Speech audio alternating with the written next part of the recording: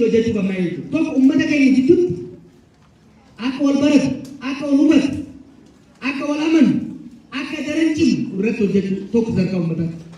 Kun karoora baafannee paartiin kunis sadarkaa adda addaatti kan hojjetaa deemudha. Hooggansa keessatti wanti hojjetamaa dhufes gaafiileen ka'anis kanarraa dhufaniiti. Kalammataa jaarmoota gidduutti wanni obbo Boqqalaan kaasan jaarmoonni Oromoo tokko dirqama tokko ta'uu qaban. Garuu wal hubannaan, walii tumsuun, walii birmachuun cimuudha qaba. Akkuma agartanii jaarmoota wajjin kaleessa walitti seenneera.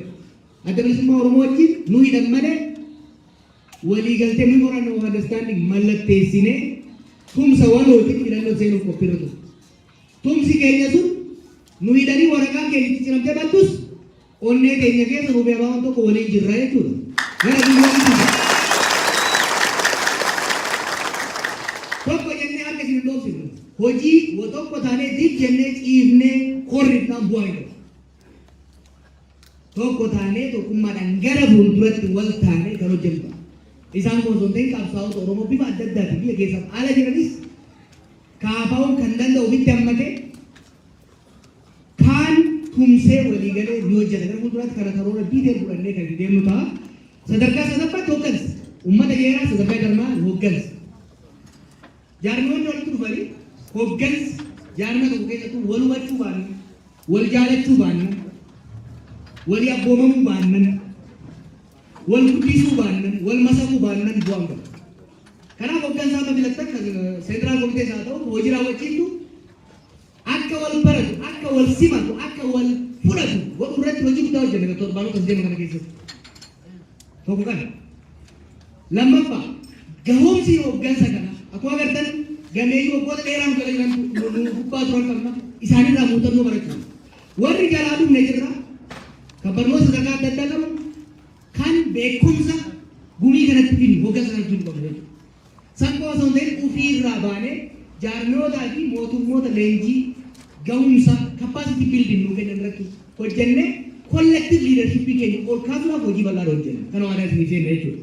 Kanaaf tokkummaa hoggaa jennu bifa kanaan sadarkaa uummataatti, sadarkaa jaarmiyaatti, sadarkaa hooggansa keenya qofa osoo hin ta'in hooggansa jaarmiyoota wajjin hojjetanii, hooggansa jaarmiyaalee amantii, hooggansa jaarmiyaalee hawaasaa, kan biizinasii kana hunda wajjin wal jidduutti wal hubannaan dandeettii waloo collective leadership Oromoo akka guddatu waan dandeenyu hunda godhuu qabnaa ni goonan jechuudha.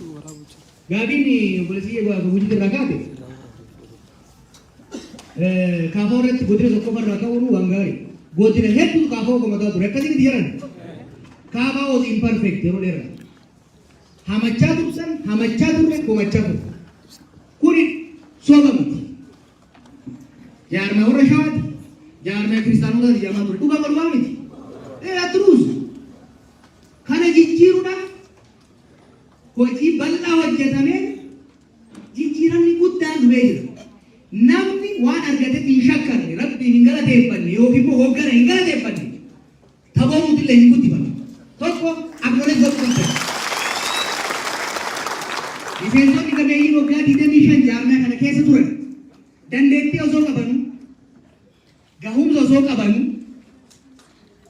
kunoo nagaan bu'anii as taa'anii dargaggeeyyii yeroo dhiyootti jaarmaa kanatti makaman. Amananii itti kennuun significant. Kun significant jechuudha.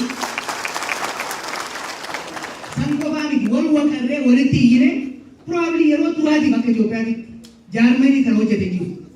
Kootaadhaan boodiin hundi ofii akka filatan godheera. Komii jira komii kana isa ta'e irratti. Fakkeenyaaf godina tokko tokko namni nu barbaanne filamee jira. Koreen burree godina kan isaan hin barbaanne filameera. Komiin jira. Kan isaan barbaadan hafeera. Gara koree wajjin raawwachiin tuttis hoogganoonni kun lamaan isaan caalaa kaafaa ofii Oromoo kan beeku waan jirratti fakkaatu. Waliin mari'atanii waan hin ta'a jedhan nu dhiyeessaniiru.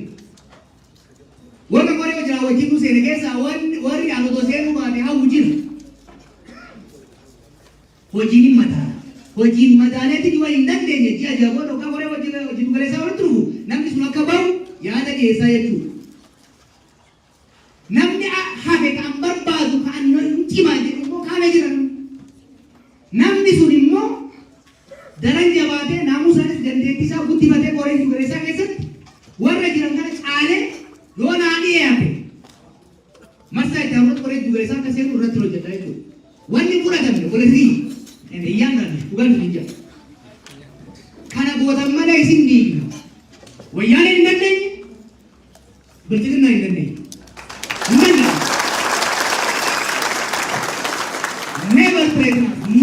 Never threaten Oromos. Never. Yoo kana gootan malee an mataa kiyya ergan beeyuu kaafaa keessa yoo baate kana sii goona kana gootu malee akka sii goona dibbin jennee duuna malee waan itti amanne irraa hunduu dandeebi. Dhagaa abaa'oo walakkaa ol fudhatee bilchiginnaan abaa'oo diiguu hin dandeenye. Abaa'oo diigameera? Hin diigamu. Hin diigamu. Komii asii irraa qabu, komii Tuulama irraa qabu, kan Macca irraa qabu, kan Gujii irraa qabu, kan Booran irraa qabu hin dhaggeeffatu. Waliin mari'atu, hin sirreeffatu. Waan an jedhe fudhattan malee Arsiin as keessaa baasa, Shawaan as keessaa baasa, Wallaggaan as keessaa baasa jennaan situ ba'a malee Gujiin baa'us hin jiru, Arsiin baa'us hin jiru. Kanaaf doorsisni ani yeroo OMN ture wanni na aarsu yaadii akkanaatu godhamaa ture. Kana gootu malee maallaqa harargee irraa dhufuus irraa muura. Maallaqa Wallagga irraa dhufuus irraa muura. Muurtu muuri malee jaarmaa Oromoo komproomaayisii hin goonu. Diigamna malee harka kennu malee. Kanumaan dhagaa komiin jira. Komii qabdan hin dhaggeeffanna. Hin dhaggeeffanna. Koree ijoollee isaa irratti hin mari'anna. Koree jira hojii irratti hin mari'anna. Komii qabdan nutti dhiyeessa. Nuun falma isinii falmina. Boleh sih kalau bunyi tu, si orang tu bunyi dah kamsau.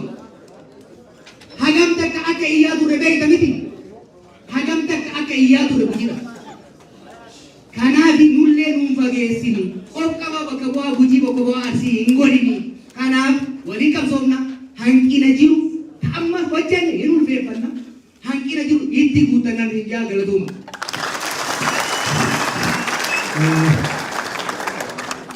Yaaduma xiqqoo sinii dabalee yaada xiqqoo sinii dabalaaf masaan bal'isu. Wallaggeeffanne.